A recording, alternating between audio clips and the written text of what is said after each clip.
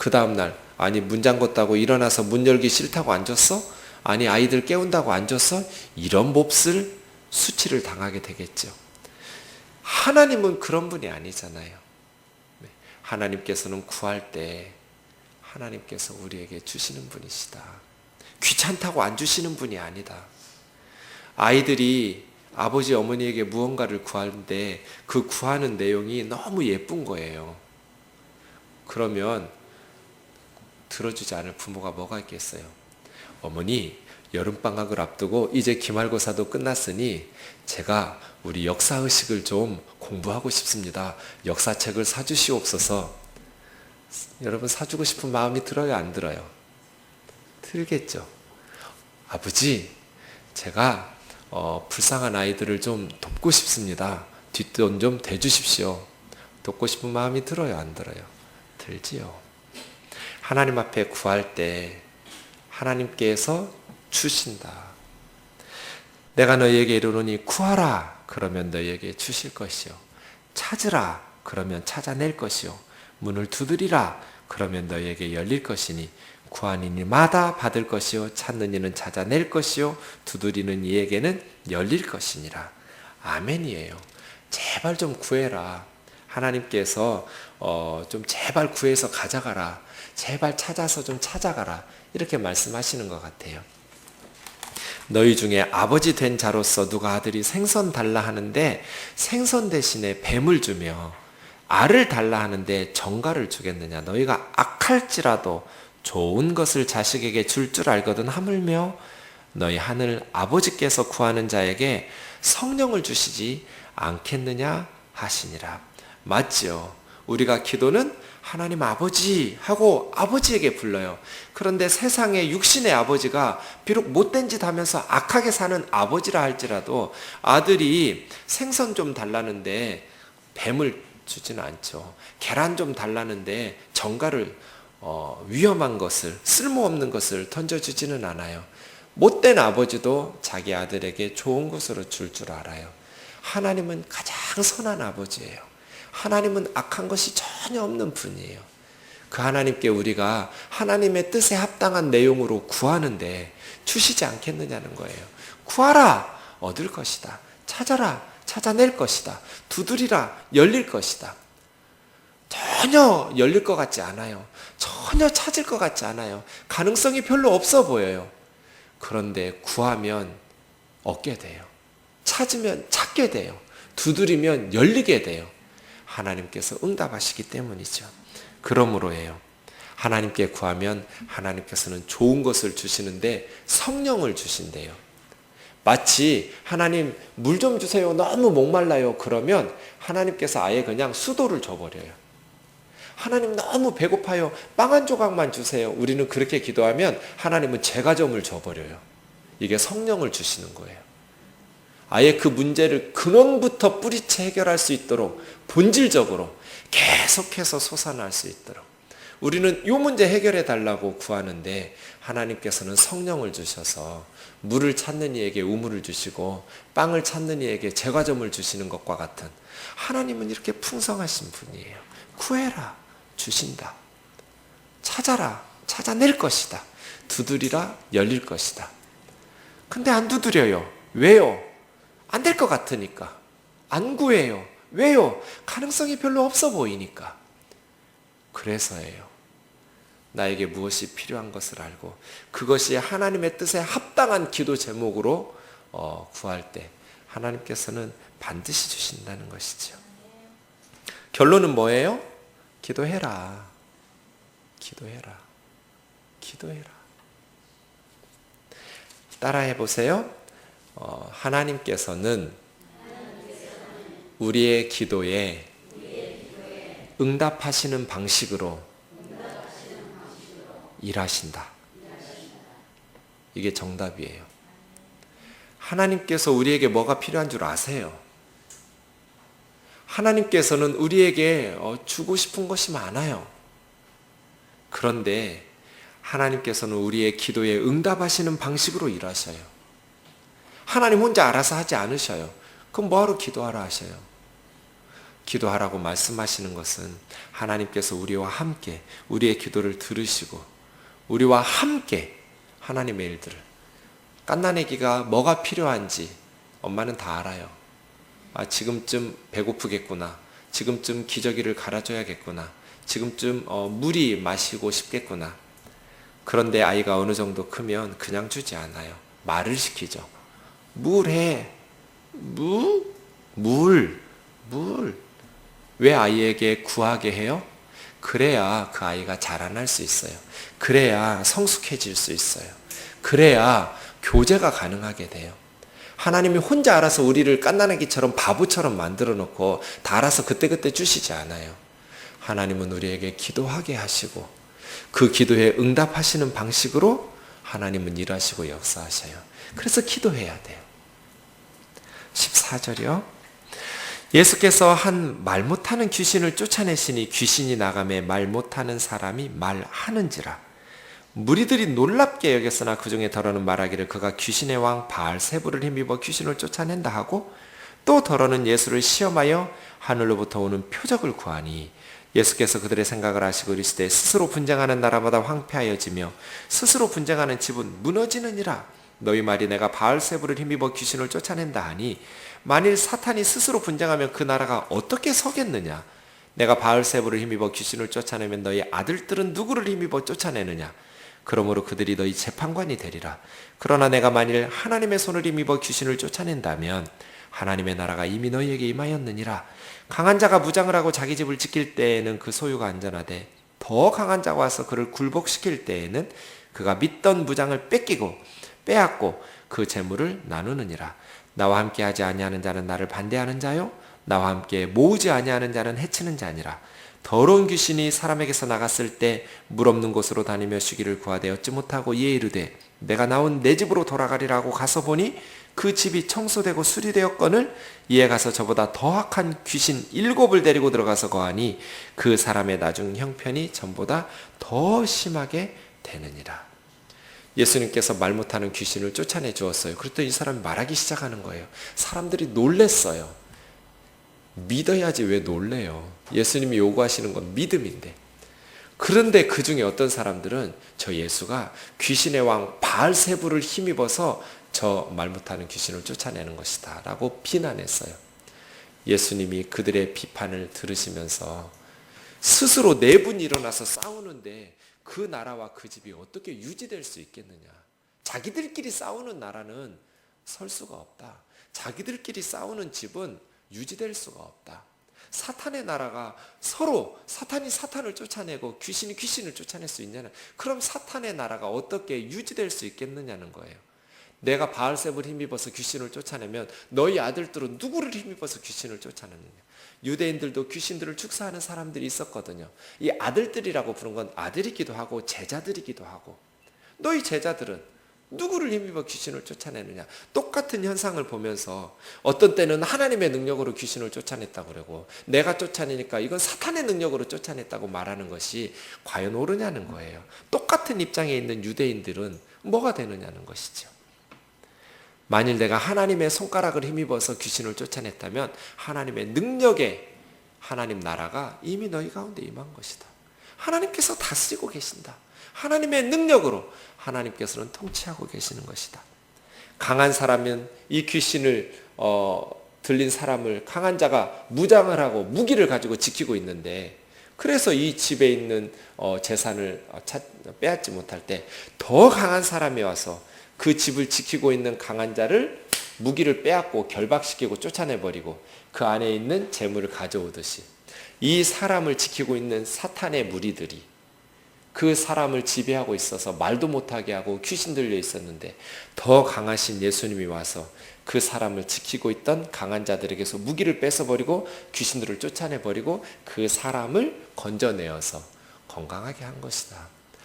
사탄보다 더 강한 능력으로 임하셔서 하나님의 통치가 시작되었다라고 선언하고 계신 것이죠. 어떤 사람에게서 귀신이 있었어요. 그래서 귀신을 쫓아내 주었어요. 귀신이 나가서 이렇게 배회하다 보니 갈 데가 없는 거예요. 그래서 내가 나왔던 우리 집이었던 그 사람에게로 한번 가볼까? 하고 가봤더니 그 사람의 집이 깨끗하게 청소되어 있는 거예요. 근데 주인이 없어요. 무주공산이에요. 그래서 자기보다 더 악한 귀신들 7명 친구를 데리고 가가지고 그 사람에게 들어갔어요. 그 사람의 나중 형편이 그 전보다 귀신 한 마리 있을 때보다 8마리가 있으니 얼마나 더 괴롭겠어요? 무슨 뜻이에요? 영적인 상황에 있어서 중립지대는 없다는 거예요. 나는 더러운 그 싸움판에 진흙판에 뛰어들지 않을 거야. 그럴 수는 없다. 예수님을 주인으로 모시든지 사탄을 주인으로 모시든지 둘 중 하나다. 난 예수도 안 믿고 다른 뭐 우상 숭배도 안 하고 난 종교가 없어. 그런 일은 있을 수 없어요. 둘 중 하나예요. 예수님을 주님으로 섬기든지 아니면 사탄을 주님으로 섬기든지. 하나님의 나라와 사탄의 나라 사이에서 중립지대는 없어요. 하나님 나라에 소속도 안 되고 사탄의 나라에 소속도 안 되고 그런 사람은 이 세상에 없어요. 둘 중 하나예요. 하나님 나라 백성이든지 사탄의 나라의 백성이든지 점잖게 나는 진흙탕에 뛰어들지 않을 거야. 그런 사람은 불가능하다라는 것이에요. 27절이요. 이 말씀을 하실 때 무리 중 한 여자가 음성을 높여 이르되 당신을 뵌 태와 당신을 먹인 저지 복이 있나이다 하니 예수께서 이르시되 오히려 하나님의 말씀을 듣고 지키는 자가 복이 있느니라 하시니라. 예수님의 모친을 칭찬하고 있어요. 당신을 잉태했던 태와 당신에게 젖을 물려서 먹였던 그 저지 당신의 어머니가 참 복 있는 분입니다. 예수님께서는 우리 어머니보다 하나님의 말씀을 듣고 순종하는 사람이 더 복 있는 것이다. 육적인 관계보다 예수님과의 영적인 관계가 훨씬 더 큰 축복이라고 말씀하시는 거예요. 그러니 이왕 아이를 낳으려면 예수님 같은 분을 잉태하지 않겠어요? 이왕 젖을 먹이려면 예수님 같은 분을 젖을 먹이면 얼마나 복된 마리아를 지금 뭐 카톨릭은 너무 높여가지고 문제가 될 만큼 칭송하잖아요. 그러나 그 예수님의 어머니가 된 것보다 하나님의 말씀을 듣고 순종하는 것이 더 복 있다고 예수님이 말씀하시는 것이죠. 무리가 모였을 때 예수께서 말씀하시되 이 세대는 악한 세대라 표적을 구하되 요나의 표적밖에는 보일 표적이 없나니 요나가 니느웨 사람들에게 표적이 됨과 같이 인자도 이 세대에 그러하리라. 심판 때 남방 여왕이 일어나 이 세대 사람을 정죄하리니 이는 그가 솔로몬의 지혜로운 말을 들으려고 땅끝에서 왔음이거니와 솔로몬보다 더 큰 이가 여기 있으며 심판 때 니느웨 사람들이 일어나 이 세대 사람을 정죄하리니 이는 그들이 요나의 전도를 듣고 회개하였음이거니와 요나보다 더 큰 이가 여기 있느니라. 요나가 복음을 전했던 니느웨 사람들 이방인이죠. 솔로몬의 지혜를 듣고 싶었던 남방 여왕, 지금 예멘이에요. 사우디아라비아 끝에 붙어 있었던 그 먼 곳에서 솔로몬의 지혜를 듣고 싶어서 보석을 잔뜩 심고 이스라엘에 찾아왔던 남방 여왕, 이방인이면서 여자예요. 그런데 이스라엘 사람들, 여기 31절에 사람을 남방 여왕이 정죄한다는 건 남자들이에요. 사실은 원문은 유대인이면서 남자들이라고 자랑하는 너희들은 이방인들만도 못하다는 거예요. 이 세대가 표적을 구하는 악한 세대인데 요나 선지자가 밤낮 물고기 뱃속에 사흘 있었던 것처럼 나도 죽음 가운데 사흘 있다가 부활할 거다. 진정한 표적은 부활이라는 거예요. 그리고 그 세대 사람들을 니느웨 사람들만도 못한 사람들, 남방 여왕만도 못한 사람들 말이에요. 하나님의 선민이라고 말하면서 그렇게 많은 표적을 보면서도 계속 표적만을 구하는 그 악한 사람들. 누구든지 등불을 켜서 음속에나 말 아래 두지 아니하고 등경 위에 두나니 이는 들어가는 자로 그 빛을 보게 하려 함이라.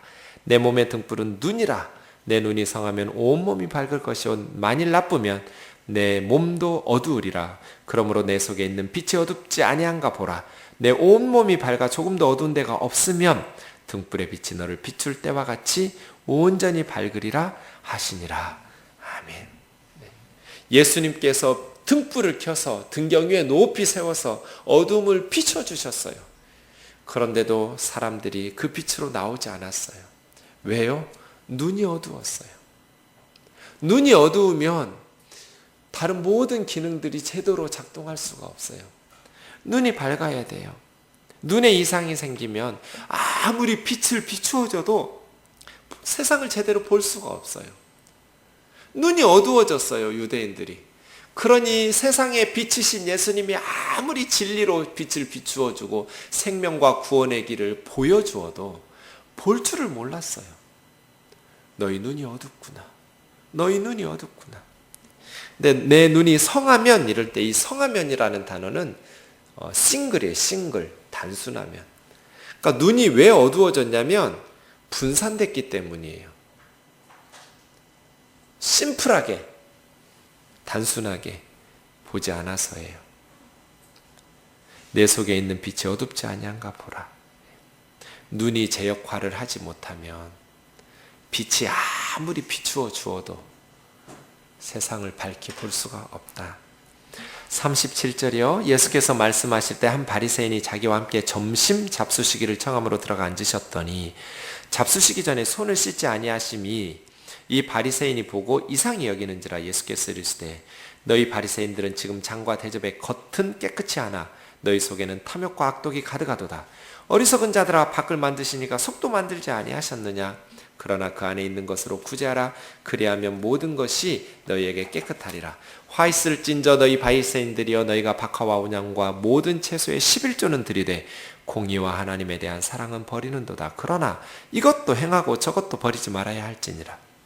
화 있을진저 너희 바리새인이여, 너희가 회당의 높은 자리와 시장에서 문안 받는 것을 기뻐하는도다. 화 있을진저 너희여, 너희는 평토장한 무덤 같아서 그 위를 밟는 사람이 알지 못하느니라. 한 율법교사가 예수께 대답하여 이르되 선생님, 이렇게 말씀하시니 우리까지 모욕하심이니까. 이르시되 화 있을진저 또 너희 율법교사여, 지기 어려운 짐을 사람에게 지우고 너희는 한 손가락도 이 짐에 대지 않는도다.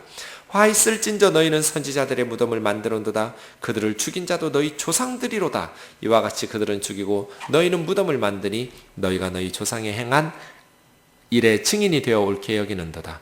이러므로 하나님의 지혜가 일렀으되 내가 선지자와 사도들을 그들에게 보내리니 그 중에서 더러는 죽이며 또 박해하리라 하였느니라. 창세 이후로 흘린 모든 선지자의 피를 이 세대가 담당하되 곧 아벨의 피로부터 제단과 성전 사이에서 죽임을 당한 사갈의 피까지 이리라. 내가 너에게 이르노니 과연 이 세대가 담당하리라.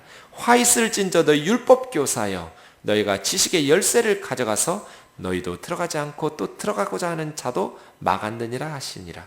거기서 나오실 때 서기관과 바리새인들이 거세게 달려들어 여러 가지 일을 따져 묻고 그 입에서 나오는 말을 책 잡고자 하여 노리고 있더라. 아멘. 예수님께서 말씀을 마치시니까 한 바리새인이 자기 집으로 초대해서 점심 식사를 대접했어요. 근데 예수님께서 식사 전에 손을 씻지 않았어요. 유대인들은 반드시 물을 뿌리거든요. 이렇게. 이걸 정결예식이라고 그래요. 예수님이 왜 손을 안 씻으셨는지, 위생적으로 불결하게 이것이 아니라 그 바리새인들의 어떤 영적인 부분을 가르쳐야 될 부분이 있어서였던 것 같아요. 그래서 바리새인이 보고 이것을 보면서 이상하게 여겼어요. 바리새인들의 위선을 책망하셨어요. 이 바보들아, 너희는 열심히 손 씻고 그릇 씻고 대접은 물로 씻지만 왜 너희 속은 씻지 않느냐. 겉을 만드신 하나님이 마음 속도 만드시지 않았느냐. 그러면 겉만 보시는 것이 아니라 그 속도 보시지 않겠느냐. 왜 너희 바리새인들은 겉으로 깨끗하게 할 줄 알면서 너희 마음속에 더러움을 씻으려고 하지 않느냐는 거예요. 너희 속에 있는 것으로 구제해라.